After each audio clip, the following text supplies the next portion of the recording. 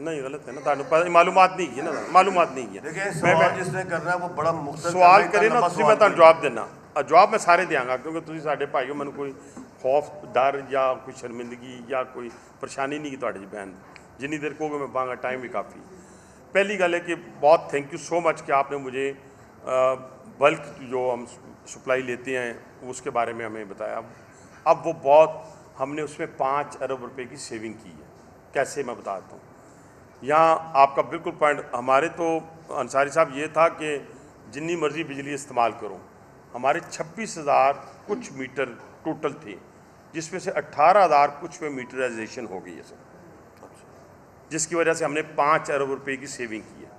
155 station के ऊपर मेरे सोलर पैनल लगने जा रहे हैं, लेकिन उसमें से तकरीबन 55-60-70 पे लग गए हैं। 60-70 पे लग गए हैं, बाकियों पे लग रहे हैं। एक तो ये बात हो। दूसरा जो आप कह रहे हैं, हम ट्रैक जो दे रहे हैं, वो जो जिस इशारा आपने किया उसकी टोटल जो है वो $1.5 अरब की है उस एरिए की, और हमने ट्रैक नया बिछाना है, उसमें इन्वेस्टमेंट नहीं करनी। हमने पिंडी लाहौर नया बिछाना है, उसमें इन्वेस्टमेंट नहीं करनी।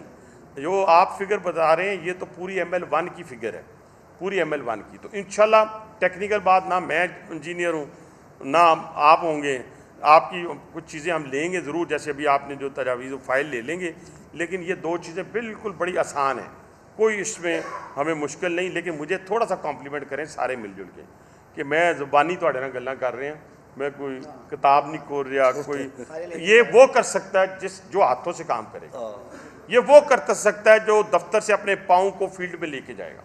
इसके अलावा और वो कर सकता है वो उसी पैशन के साथ काम करें जिस पैशन के साथ वो अपनी फैक्ट्री चलाता है, जिस पैशन के साथ वो अपना घर चलाता है, जिस पैशन के साथ वो अपनी दुकान चलाता है।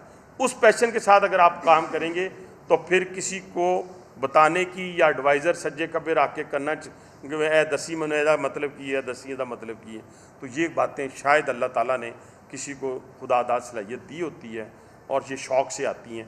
इंशाल्लाह ताला ये जो आप वाली चीज़ें हैं जो हम पहले ही एड्रेस कर चुके हैं। अदनान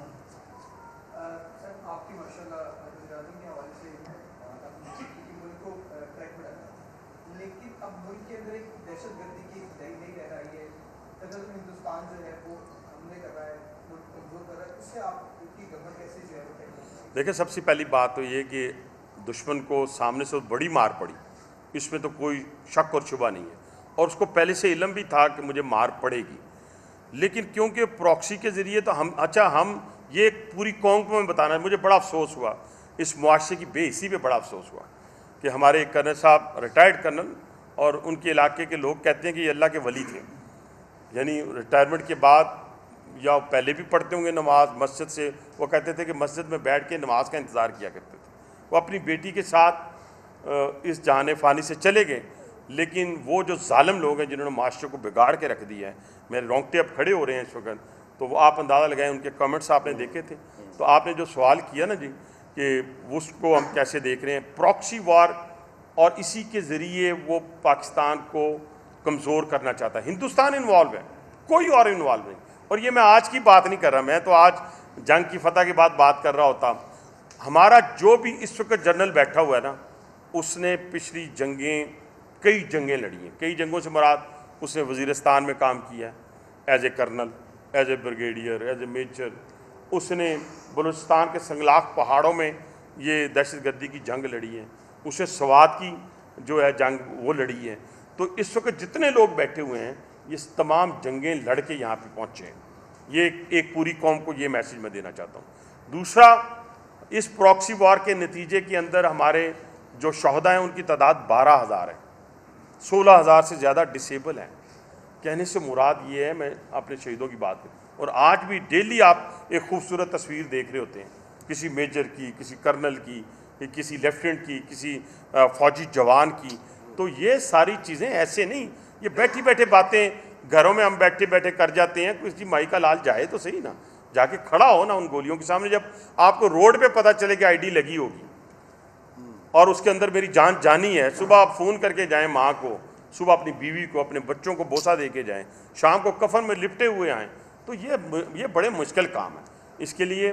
लेकिन अल्हम्दुलिल्लाह इस वक्त फील्ड मार्शल और उनकी पूरी टीम वज़ीर-ए-आज़म पाकिस्तान की क़यादत में वो डिसाइड हो चुका है। मैंने तो पहले भी कहा था कि जो तो यहाँ होंगे उनको हम बिलों से निकाल के मारेंगे। मैं बार बार कहता हूँ, मैं कहता हूँ, खुद कहता हूँ, और पूरी कौम को कहना चाहिए कि अकेले किसी एक बंदे का ठेका नहीं है, और जो जाएंगे किसी जगह के ऊपर, इस मुल्क से भाग के जाएंगे, वहाँ पे उनको मारेंगे जाकर।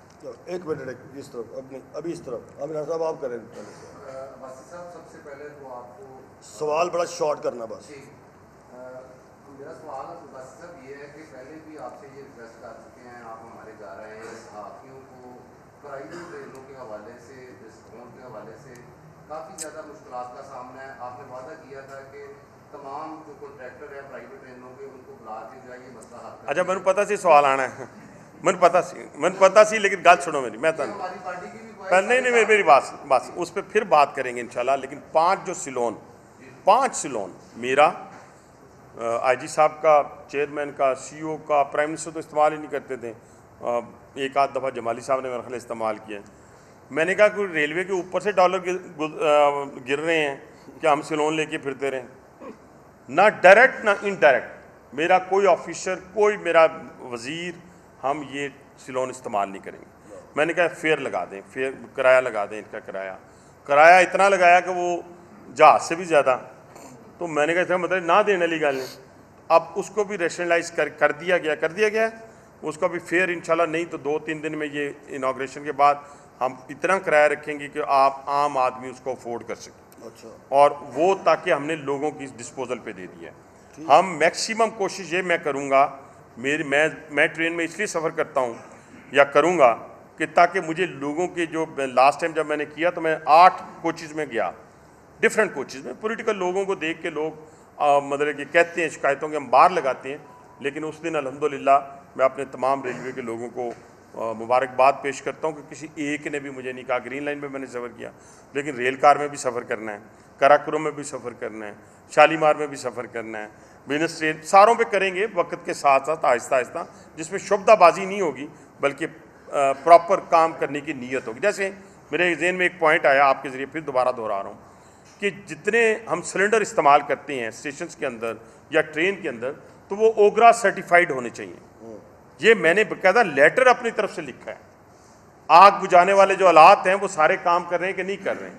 तो कहने से मुराद ये है कि इस सिलसिले में जब आप प्राइवेट किसी को चीज़ देते हैं तो उस पर मेरा इख्तियार ख़त्म हो जाता है, उस पर मेरे अफसरान का इख्तियार ख़त्म हो जाता है। या तो कहें ना कि मैं अगर प्राइवेट से देखें ना, बेंच मार्क भी अच्छा है। बेंच मार्क ये है कि 3 अरब मैंने कमाया 1 साल का इस ट्रेन पर, उस पर 10% मैंने और रख दिया प्रॉफिट, उसके बाद मैंने बिड मांगी, उसके ऊपर और प्रॉफिट मिल गया। तो ये वो चीज़ें हैं जो शफाफियत के ऊपर जो आप उंगली उठाएंगे, हम उसको एड्रेस करेंगे। भट्ट साहब आप कर लें, बिल्कुल, बस एक दो सवाल।